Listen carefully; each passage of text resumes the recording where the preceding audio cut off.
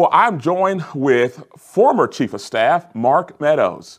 Good morning here for our time together, Mark. How are you doing, man?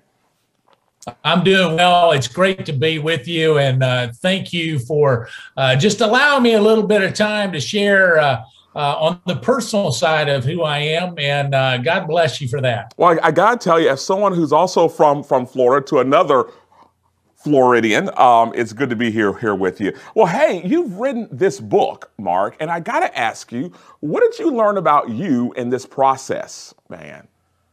Yeah, probably. Well, the process in terms of writing a book is a lot more difficult than you ever imagined. But it also one of the great things that I think we're called to do is to walk in a spirit of humility. And when you write a book, you need to make sure that you try to keep it factually accurate. One of the reasons I wrote this was because I felt like there were so many in the left that were writing stories about President Trump that candidly they weren't in the room when it happened, and they weren't giving an honest portrayal. But the other part of it is just how quickly time flies, and when you're there and you're in the midst of the battle, it seems like it's going on forever when you're there, but then looking back, time flies. Man, when you were there, like in the room, Mark, what were those days like? What were those evenings like? Sometimes probably as well. You know, here we are on the outside looking in. You were actually there, Mark. What did that feel like day to day? Yeah, so, maybe for those that are tuned in right now, what I try to do in this book is bring people inside the Oval Office. And, for many of us, like myself, the fact that I would ever be this nobody from nowhere would ever be a chief of staff or ever actually be in the Oval Office. I try to bring people in. And I think probably the biggest thing is the pace and the unbelievable weight of the decisions that had to be made each and every day. The president never slept, so you're right.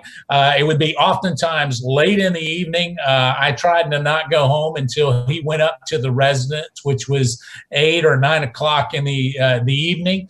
But even then, he wasn't finished, so we would spend time on the phone after that. And I would get in early in the morning, 7 o'clock in the morning, to try to go through the presidential daily briefing to make sure that the enemies that were seeking to do us harm really didn't have a whole lot of room to do that. And yet the president making real weighty decisions each and every day was a critical component. How he made those decisions, he would get people in. So let's say you and I were there, and you might have one opinion on what he should do, and I'd have another. He would let us argue it out in the Oval Office and then come to a quick decision. So in the multitude of counselors, there is wisdom, and he took that to heart. Man, Mark, I got to ask this question because you're a man of faith. So how did you find time to get your faith in also while you're doing this, incredible busy job too, man? Yeah, so my quiet time was early in the morning. Listen, if you think you can do this job in the flesh, you can't. I can tell you that the biggest part is trying to spend time in the Word in the morning and be prepped. Obviously, there were days where you're there getting your devotion, and it may be a shorter devotion than some just because of what is before you. Yeah. But I think the other part of it is recognizing that as the chief of staff, I didn't have all the answers, and hopefully I was seeking the wisdom of somebody with a lot more insight into the situation than perhaps what I had. As a Christ follower, do you think, Mark, that Jesus was pleased with your time as the chief of staff, man, during that year, which was a busy year, by the way, man?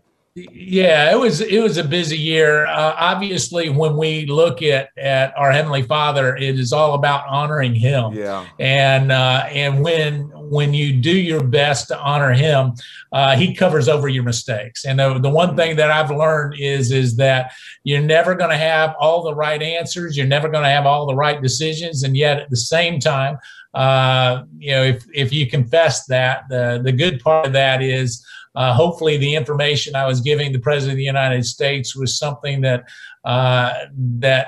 ultimately he was honored by. Now, I can tell you, we had listen, I can tell you, I outlined this in the book. The fact that the embassy moved from Tel Aviv to Jerusalem, that happened before I was chief of staff, but it was really a commitment on his part to do something that a number of us as evangelicals and Jewish followers applauded.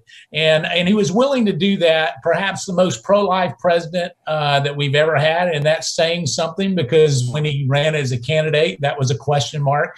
And making sure that our religious liberties are and were protected was a critical component for President Trump. Gotcha. Now, at the time of this recording, the book, which I cannot wait to read, Mark, by the way, it is embargoed until it comes out, man. So I cannot wait to get my hands on a copy of this. I've already pre-ordered it, Mark, to be fair with you, man. Did you include any of January 6th at all in the book, Mark? Or was that part, when you look back at your time, how much did that day play in the book, if that makes sense? Well, obviously, you can't talk about the last year and not mention January 6th, but to spend as much time on January 6th as some of my Democrat colleagues are doing in Congress doesn't actually portray the right decision. I think the breach of the security of the Capitol came as a surprise to everybody in the West Wing. I know that many on the left want to suggest otherwise, but that's not the case. And so we talk about that, but it's not the main focus of the book. Yeah. And so the January 6th Commission, they're not going to read it and say, "Aha, we've got the goods on President Trump." But what I tried to do is cover every consequential decision and event that happened, whether it was that or the president getting COVID, the V-shaped recovery on the economy, Dr. Fauci, you name it. I try to make sure that we cover it and give a little bit, in fact, a lot of color behind the scenes on what was going on and how it happened. Gotcha. When you say a surprise on January 6th, were you surprised by that day, Mark, by any chance, man? Or what did you think that day as you were there in the room, man, as you take us in? Yeah, so I mean, for us to see a breach of the Capitol security, I can tell you there was nothing in my daily briefing, and I don't want to get into too many of the details because obviously it's part of an ongoing investigation. But I have said this, and I can say this, that I'm not aware of anybody that had any advanced knowledge of a breach of security that was and what ultimately happened on January 6th, that it was going to happen. And in fact, many of us believe that this was President Trump's last address to a number of supporters that was going to happen while he was president. Knowing that January 20th was right around the corner, yeah. And so as that happened, I think a lot of us look back and certainly we don't condone what happened as it relates to the breach of the security there, and in fact condemn that. That shouldn't happen. I got a couple more questions, Mark, before I let you go, and I'd be a terrible reporter if I did not ask this, man. When it comes to appearing before the congressional committee, do you plan on doing that, Mark, or do you still stand by your word on this one? Yeah, so these are obviously complex legal discussions, yeah. And when it comes to the executive privilege that President Trump has claimed, that's not something that I can give up. It's not my privilege to give up. If there's certain, we've been trying to work with the committee on a number of accommodations in terms of non-privileged information, but in terms of privileged. I can't be the first chief of staff that says I'm going to give up executive privilege. That's something that the courts may ultimately have to decide. And yet, at the same time, President Trump's been very clear on him, claiming executive privilege, and until he revokes that, me talking about those types of issues. Obviously, I can talk about non-privileged issues, would just not be appropriate. Gotcha. This was a question everybody wanted me to ask you. It's a two-parter here. What was it like working for President Trump?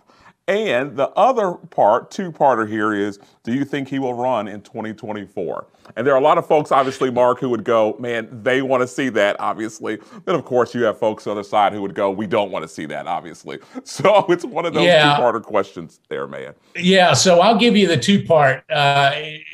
Certainly it was an honor of a lifetime to serve as the 45th President's Chief of Staff, being the 29th Chief of Staff in the history of our country.